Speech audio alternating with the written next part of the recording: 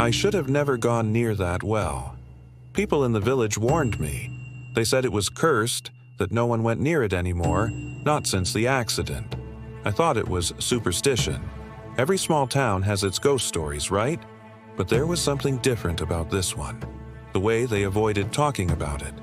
The way their voices dropped to a whisper whenever the well was mentioned. I first heard about it from an old man at the cafe. He leaned in close and said, "Don't listen to the echoes. They don't belong to you." At the time, I laughed. But those words stayed in my mind long after. When I finally found the well, it was hidden behind broken stone walls and weeds taller than my shoulders. The wood covering its mouth was rotten, split down the middle. It felt wrong to even look at it. The air around it was colder, heavier, like the earth itself was holding its breath. I don't know why I did it, but I leaned over. At first, there was nothing, just darkness swallowing the light. Then, faintly, I heard it. A whisper, my own voice. It repeated the word I had just said without realizing it. "Hello?" I froze. My voice echoed back, but different. Slower. Drawn out, as though it had been repeated by something that didn't quite understand how to speak. I should have left. I should have run. But the human mind is curious even when it shouldn't be. So I whispered again, this time. "Who's there?" And the well answered. Not immediately. There was a pause, as though something far below was thinking.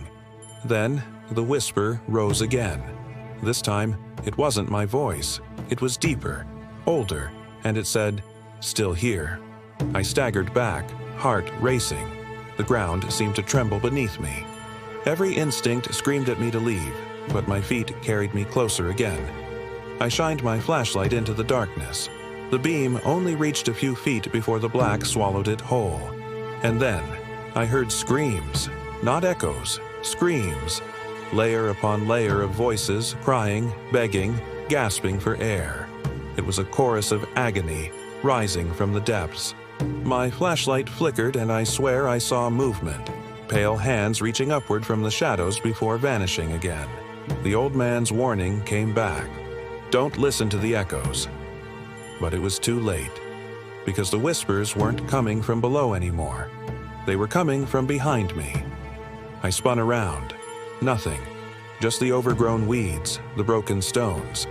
But the voices grew louder. One was a child, sobbing. Another was a woman, repeating the same words. "Push him in. Push him in." My chest tightened as the realization hit me. This wasn't just a well. It was a grave. A place where the forgotten dead had been thrown, their voices trapped forever in the dark. I ran. Branches tore at my arms as I bolted through the woods, the whispers following me, matching my every step. Even when I reached the safety of the road, I could still hear them faintly, echoing in my ears. And now, I still hear them. At night, when the house is quiet. A whisper rising from nowhere, repeating words I never said. Sometimes, when I wake up in the dark, I hear my own voice calling back to me. The echo never stopped. It followed me home.